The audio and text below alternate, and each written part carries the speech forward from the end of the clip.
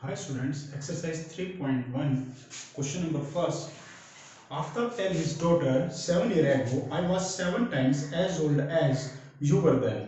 Also 3 years from now, I shall be 3 times as old as you will be.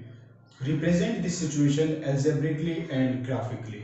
Aftab अपनी बेटी को कहता है कि आज से 7 साल पहले जितनी आपकी एज थी मैं उस एज का 7 टाइम्स था और आज से 3 साल बाद मैं आपकी एज का 3 टाइम हो जाऊंगा। तो इस कंडीशन को हमें ग्राफिकली सॉल्व करना है। तो यहाँ पर जो दो पर्सन है वो आफ्ताब है और उसकी बेटी है। तो हमें लेट करना पड़ेगा, let age of Aftab is equal to X years, ऐसे ही age of his daughter is equal to y years। According to question first condition में आफ्ताब कहता है आज से 7 साल पहले। अगर आज आफ्ताब की एज x ईयर्स है तो 7 ईयर बिफोर x माइनस 7 होगी और उसकी बेटी की एज उस टाइम y माइनस 7। अब मेरी एडवाइस आपसे, जहां पर भी क्वेश्चन में आपको linear equation in two variable के चैप्टर में हेल्पिंग वर्ब या वर्ब मिलते हैं, जैसे इसमें है 7 ईयर एगो आई वॉज, तो आपके लिए वो इक्वल टू का कार्य करेगी, काम करेगी। आई वॉज 7 टाइम्स, 7 टाइम्स का मतलब multiply your age, your age मतलब जितनी उस वक्त उस लड़की की एज थी। अब इस इक्वेशन को मल्टीप्लाई कीजिए, x minus 7 is equal to 7y minus 7 7 जा 49। देन x 7y को इधर लेके आए तो minus 7y is equal to minus 49 plus 7। ये इक्वेशन बनी आपकी x minus 7y is equal to minus 42, equation number first. Second condition में कहता है आज से 3 साल बाद, आफ्ताब अगर आज x ईयर्स का है तो 3 साल बाद उसकी एज क्या होगी x प्लस 3 और उस समय उसकी बेटी की एज होगी y प्लस 3। अब आफ्ताब कहता है मैं आपकी एज का 3 टाइम्स हो जाऊंगा, तो विल बी या शैल बी आपके लिए इक्वल टू 3 टाइम्स का मीन्स मल्टीप्लाई और जितनी उसकी बेटी की एज होगी, तो ये बना x plus 3 is equal to 3y plus 3 3 जा 9। Now x minus 3y is equal to 9 minus 3x minus 3y is equal to 6। ये बनी आपकी इक्वेशन नंबर सेकंड। अब इसका ग्राफ ड्रॉ करने के लिए हमारे पास दोनों इक्वेशंस के एटलीस्ट 2 सॉल्यूशन होने चाहिए। हम 2 से ज्यादा वैल्यूज भी ले सकते हैं। अब इनकी वैल्यू निकालने के लिए जैसे हम अपनी प्रीवियस क्लासेस में करते आए हैं, किसी भी एक वेरिएबल की वैल्यू निकाल लीजिए। माइनस 7y राइट में गया तो प्लस 7y और वहां पर पहले ही माइनस 42। अब यहां पर आप y की वैल्यू पुट कीजिए। If y is equal to 6 then x is equal to 7 into 6 minus 42, x is equal to 42 minus 42, x is equal to 0। y की कुछ और वैल्यू लेते हैं। if y is equal to 12 then x is equal to 7 into 12 minus 42, 84 minus 42, तो ये आ गया 42। हमने दो वैल्यूज बनाई, उन दोनों वैल्यूज को एक टेबल के अंदर पुट कर देंगे।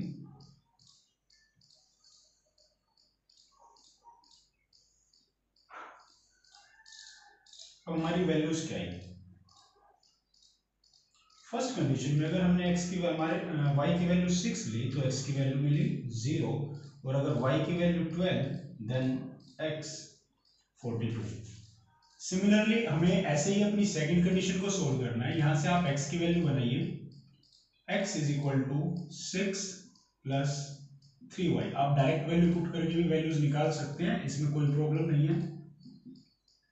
If y is equal to 0 then x is equal to 6 plus 3 into 0, x is equal to 6। ऐसे ही if y is equal to 12 then x is equal to 6 plus 3 into 12, 6 plus 36, then x is equal to 42। अब इन values की एक table बनाइए। अब इनकी values हमें मिली,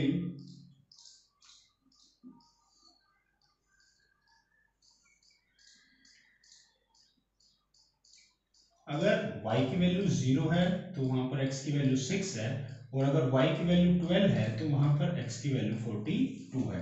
अब हमें इन वैल्यूज से ग्राफ ड्रॉ करना है और इनका सॉल्यूशन पता करना है कि x और y की वैल्यू क्या है, मींस आफताब और उसकी बेटी की एज क्या है। ग्राफ ड्रॉ करने के लिए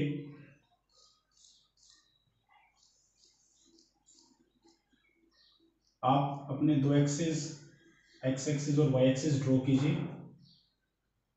आप ये सारा कार्य अपने ग्राफ पेपर पे करेंगे, जहां पर आपको सारे स्केल इक्वली मिल जाएंगे, क्योंकि ग्राफ पेपर स्क्वायर बॉक्स से बना होता है और हर बॉक्स 1 यूनिट 1 सेंटीमीटर का होता है।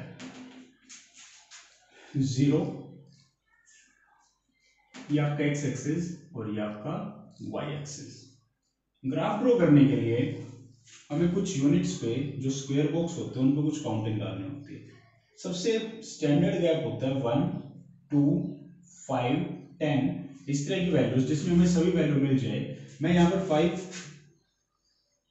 स्केल लेना चाहूंगा कि एक यूनिट में आपके जो ईयर्स हैं वो 5 हैं, 5, 10, 15, 20, 25, 30, 35, 40 एंड देन 45।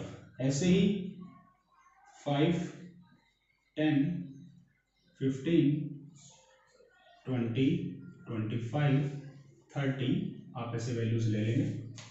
अब फर्स्ट पॉइंट के लिए x की वैल्यू 0 है और y की वैल्यू 6। अब सबसे पहले तो हम ये डिस्कस करेंगे कि हमें वैल्यूज रिप्रेजेंट कैसे करनी है। हम एक स्क्वायर बॉक्स की बात करते हैं। एक स्क्वायर बॉक्स में ऐसे कुछ लाइंस होती हैं। एक बॉक्स को 10 इक्वल पार्ट्स में डिवाइड किया जाता है, हॉरिजॉन्टली भी और वर्टिकली भी। 1, 2, 3, 4, 5, 6, 7, 8, 9 और 10। अगर आपने यहाँ पे 0 और यहाँ पे 5 लिखा, सेम वर्टिकली भी उनको ऐसे डिवाइड किया जाता है, तो आपके पास यहाँ पर 10 ब्लॉक्स है और आपने 5 स्केल लिया है, तो उनको डिवाइड कीजिए I2। तो जो आपका सेकंड ब्लॉक होगा वो होगा 1, उसके बाद जो फिर से फोर्थ ब्लॉक होगा वो आपका 2, और जो सिक्स्थ होगा वो 3, और जो 8th होगा वो 4, और ये आपका 10। इस तरह से आप वैल्यूज लेंगे।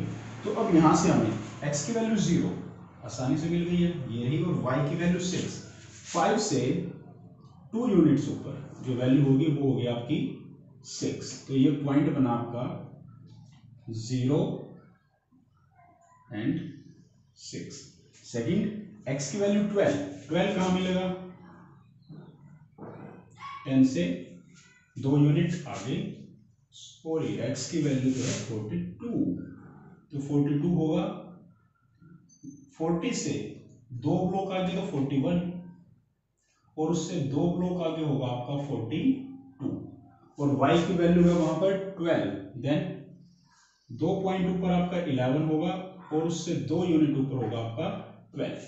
हम बिल्कुल इनके सामने एक पॉइंट लगाएंगे, आपके पास तो वहां पर ग्राफ होगा जहां से आपको सीधी वैल्यूज आसानी से मिल जाएगी। तो ये पॉइंट ऑलमोस्ट रहेगा आपका ये, x की वैल्यू 42 और y 12। नाउ इन दोनों पॉइंट्स को मिला दिया जाए।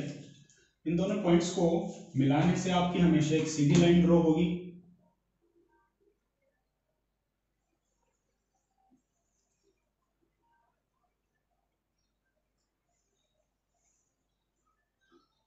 लाइन ड्रॉ करने के बाद इस लाइन के ऊपर इस कंडीशन की इक्वेशन लिखते हैं। इसकी इक्वेशन है x minus 7y is equal to minus 42।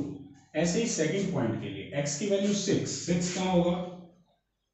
यहाँ, एंड y 0, तो यही पॉइंट होगा 6 एंड 0।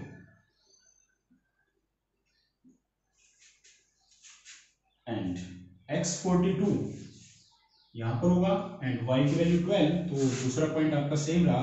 अब इन दोनों पॉइंट्स को आपस में मिला दिया जाए। इन दोनों पॉइंट्स को मिलाने से फिर से एक सीधी लाइन ड्रॉ होगी, ये दोनों लाइन एक दूसरे को इंटरसेक्ट कर देगी। इंटरसेक्ट करने से आपको एक पॉइंट मिलेगा, वो पॉइंट ऑफ इंटरसेक्शन ही इन दी गई कंडीशंस का सॉल्यूशन होगा। अब इस लाइन की इक्वेशन क्या रहेगी, उस इक्वेशन को इस लाइन के ऊपर लिखा जाए, x minus 3y is equal to 6।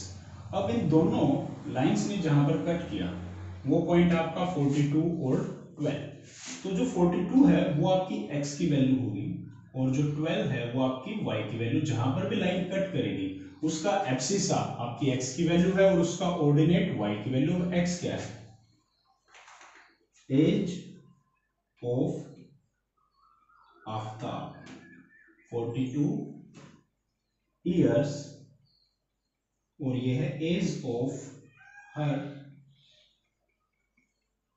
Daughter is equal to 12 years. इस तरह से हमने ग्राफिकली आफ्ताब और उसकी बेटी की एज कैलकुलेट की और इसी सॉल्यूशन को बोला जाता है ग्राफिकल रिप्रेजेंटेशन और इस सॉल्यूशन को बोला जाता है आपका एल्जेब्रिक रिप्रेजेंटेशन। ये अलजेब्रा में रिप्रेजेंट हो गया और ये आपका ग्राफिकली रिप्रेजेंट हो गया है। Thank you.